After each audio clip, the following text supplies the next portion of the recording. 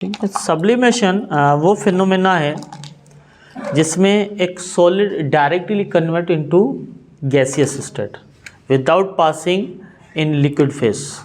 अमूमन हम देखते हैं कि कोई सॉलिड जो है वो पहले कन्वर्ट होता है किसके अंदर कन्वर्ट होता है, पहले लिक्विड में कन्वर्ट होता है, फिर किस में कन्वर्ट होता है, इसमें, फिर गैस में कन्वर्ट होता है। ठीक है ना। तो सब्लिमेशन क्या होता है कि एक solid directly converted into gas without passing through it's liquid phase.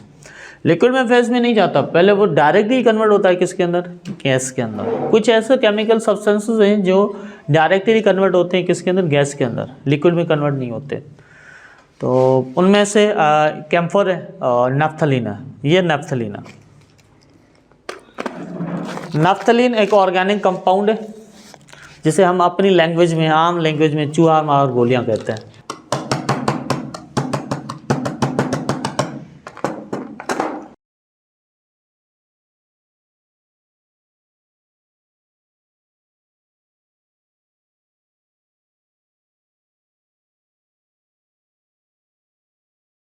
ये अगर सफिशिएंट हीट हुई तो ये हो जाएगा हमारा, अगर ये सफिशिएंट नहीं हो तो हो सकता है ना हो, इसकी मैं कोई गारंटी नहीं देता।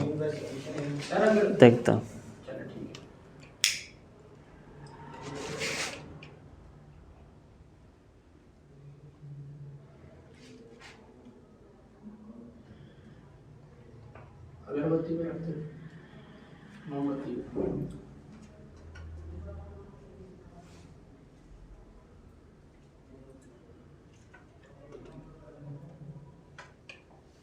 खत्म हो रही है,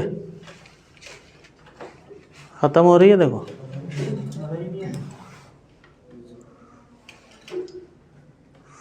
तकरीबन खत्म हो चुकी है।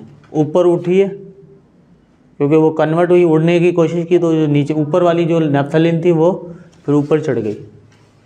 तो यहाँ पे इसके अंदर जितनी भी थी वो तकरीबन हो गई, ऊपर जाके ये रुकी है। देखें ये गैस में कन्वर्ट हो रही है, धुआं निकल रहा है, अगर नज़र आ रहा हो, नहीं आ रहा नज़र, चलो इसको दोबारा हीट करता हूँ। देखो ये उड़ती ऊपर आ रही है। क्यों? क्योंकि इसके नीचे जितनी भी नैफ्थलीन थी ना, उसको जब मैंने हीट किया तो वो गैस में कन्वर्ट हो रही है। तो अब ऊपर से वो सॉलिड पड़ा हुआ है, नीचे से वो गैस क्या कर रही है, इसको हीट दे रहा है तो वो प्रेशर क्रिएट कर रही है। तो वो नीचे वाली गैस जो है ना उसको ऊपर धकेल के आ रही है। ठीक है। तो बेसिकली आपके पास जो नैफ्थलीन होती है वो देखो पाउडर है, लेकिन ये लिक्विड में कन्वर्ट नहीं। देखो ये डायरेक्ट कन्वर्ट हो रही है किसके अंदर, गैस के अंदर, लिक्विड के अंदर। इसमें कोई लिक्विड चीज़ है, नज़र आ रही है? अगर ये सॉलिड लिक्विड में कन्वर्ट होता इसमें थोड़ा बहुत तो लिक्विड होता, कोई ड्रॉप एक तो होता, लेकिन कुछ भी नहीं है। क्यों? क्योंकि नैफ्थलीन जो है वो डायरेक्ट कन्वर्ट हो गई किसके अंदर, गैस के अंदर। तो इसी फेनोमेना को क्या कहा जाता है, सब्लिमेशन। देखिए एक होता है evaporation conversion of a liquid into gas. ठीक है ना। एक होता है कंडेंसेशन बिल्कुल इसके अपोजिट है, गैस कन्वर्ट होती है किसके अंदर, लिक्विड के अंदर। ठीक है। एक होती है बॉइलिंग हम किसे कहते हैं, जिस पे एक टेम्परेचर जो ना एक लिक्विड बॉयल होना शुरू होता है। ठीक है। मेल्टिंग किसे कहते हैं, जिसे हम कहते हैं एक सॉलिड कन्वर्ट हो किसके अंदर, लिक्विड के अंदर। और एक होता है फ्यूजन। मेल्टिंग और फ्यूजन में दोनों में फ़र्क है। मेल्टिंग किसे कहते हैं, जिसमें एक स्पेसिफिक टेम्परेचर होता है, ये कि इसी टेम्परेचर पे वो सब्सटेंस क्या होगा, मेल्ट होगा। दूसरा होता है फ्यूजन किसे होता है, conversion of solid into liquid, fuse होना, लिक्विड में कन्वर्ट हो जाना। कोई टेम्परेचर स्पेसिफिक नहीं चाहिए हमें, आप हीट करो सॉलिड कन्वर्ट हो जाए किसके अंदर, लिक्विड में, फ्यूज हो जाए, लिक्विड में कन्वर्ट हो जाए, उसे हम फ्यूजन कहते हैं। लेकिन मेल्टिंग पॉइंट क्या होता है, एक स्पेसिफिक टेम्परेचर होता है।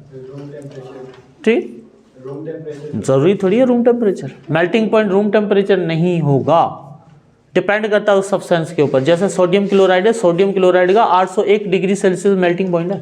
ये नमक हम इस्तेमाल कर रहे हैं ये वाला, इसका मेल्टिंग पॉइंट कितना है, 801 डिग्री सेल्सियस पे ये मेल्ट होता है। आगे में डाला दे पानी हो जाता है, लेकिन मेल्टिंग पॉइंट का निकालने का तरीका अलग होता है। उसमें आप डायरेक्ट हीट नहीं करते, इनडायरेक्टली उसको हीट किया जाता है। मेल्टिंग पॉइंट आपके जो ना वो 9th और फर्स्ट ईयर में भी मेरे ख्याल से मेल्टिंग और बॉइलिंग पॉइंट का जो ना वो एक्सपेरिमेंट है कि how we can determine the melting point and boiling point of different substances.